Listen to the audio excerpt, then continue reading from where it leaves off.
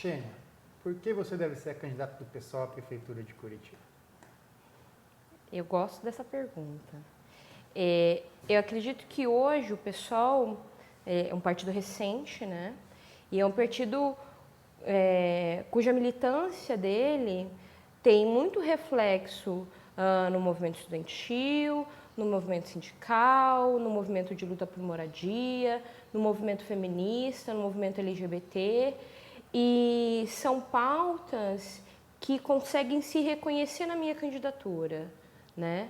E as experiências que a gente teve até o momento de candidaturas no PSOL foram de um perfil muito parecido. Se a gente for pensar, o Luiz Felipe, que já saiu governador, o Bernardo, que já saiu a governador, o Bruno, são homens brancos, hétero, servidores públicos. Tudo bem, o Bruno é advogado, mas trabalha também com a burocracia.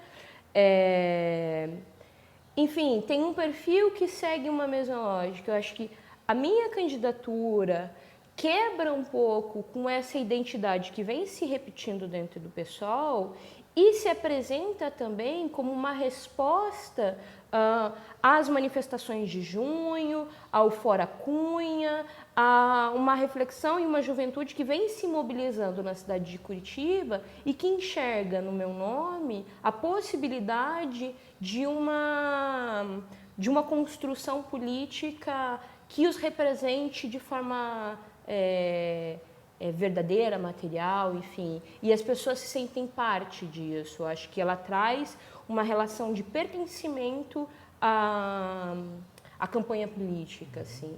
O que a Xênia levaria para a eleição de prefeito de Curitiba que os outros candidatos não levariam? Do PSOL, acho que são várias coisas.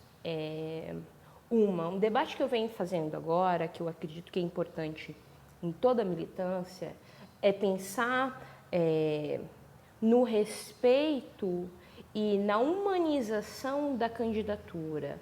As experiências que a gente tem de candidaturas dentro do PSOL e dentro da militância de esquerda, quando a gente disputa grêmio, sindicato, DCE, movimento estudantil, espaços de eleições, de disputa, as pessoas que se candidatam precarizam a sua própria vida. Se você for perceber, por exemplo, o Bruno emagreceu muito quando foi candidato a vereador, o Bernardo também.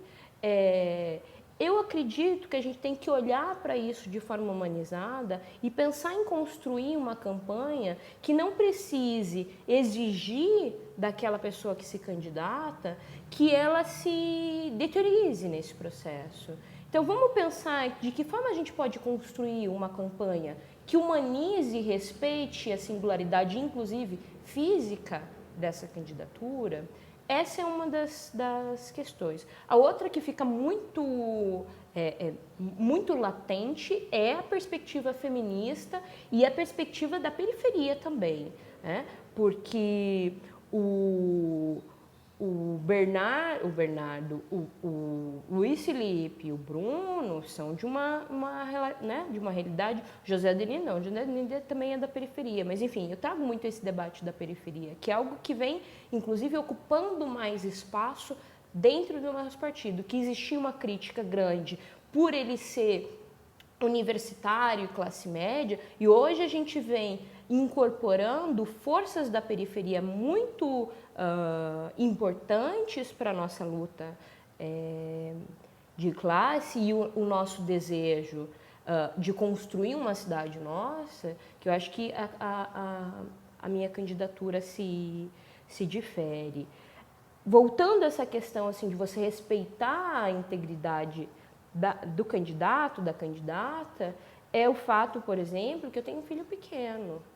Isso coloca uma limitação real dentro da minha campanha. Eu acho que precisa ser debatido e que precisa ser encampado. A gente tem que, sim, o desafio de uma militância de esquerda que começa a incorporar a realidade da mulher trabalhadora. E a realidade da mulher trabalhadora é a mulher que é mãe é a mulher que tem compromisso com, né, que tem responsabilidade com o trabalho doméstico, de que forma que a gente pode sim ser coerente com aquilo que a gente defende, se a gente sempre acolhe candidaturas de homens que muitas vezes sequer dividem de forma igual a responsabilidade do trabalho doméstico.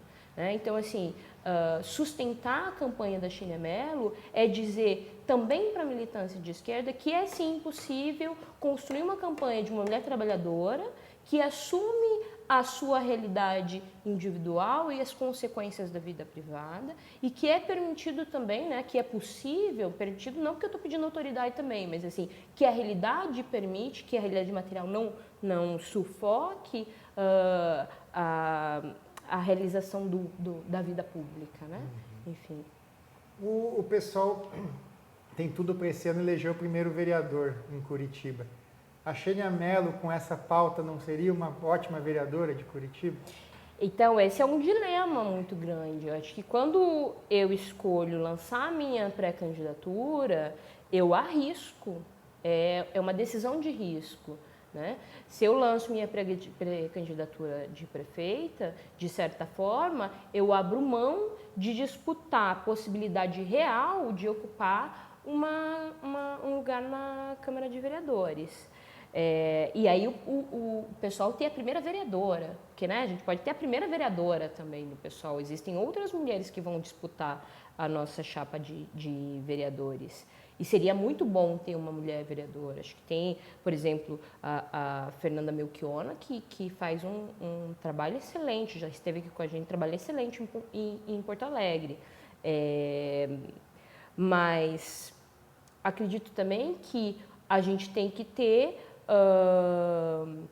uma campanha majoritária que seja aglutinadora das nossas lutas. Né? Então a gente não pode montar uma chapa excelente para vereança e deixar o cargo majoritário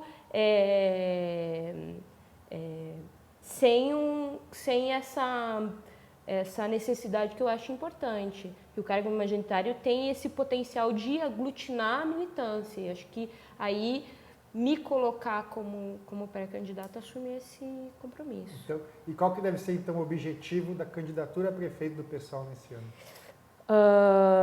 Acredito que objetivos são vários. Primeiro é algo que a gente vem construindo já dentro da nossa militância, que é apontar as desigualdades que a Curitiba tem, né? O mito da cidade modelo. Esse é um desafio, né? As pessoas muitas vezes ainda se veem nessa realidade da cidade europeizada, da cidade do transporte coletivo de qualidade. Isso não existe, né? Uma das cidades mais violentas que tem, uma das mais desiguais do mundo, né? Em que existem problemas graves. Então esse é o desafio de falar sobre a desigualdade. Outro desafio que a gente tem é representar o povo da periferia, a maioria da população de Curitiba, que é aquela que despende 1, 2 horas do seu dia para ir para o trabalho e para voltar. Aquela que fica longe do seu filho, porque tem uma jornada de 8 horas e passa 3 horas no ônibus e vai ver o filho só quando vai dormir. Né? A gente precisa ter alternativas para essa rotina de vida que é tão alienante e tão sem afeto, né? Sem contato, e pensar numa cidade que seja acessível e plural. Né? Porque se a gente for pensar, por exemplo, olhar para os espaços públicos em Curitiba, são poucos aqueles em que você vê as crianças frequentando, as famílias. Mesmo assim, a gente é uma cidade que tem inúmeras praças que são fabulosas. E você não vê essas praças ocupadas pelas pessoas. Você vê, muitas vezes, algo abandonado, A cidade tem que ser para as pessoas, para a gente, né? Então, enfim, Acho que esses desafios que se colocam para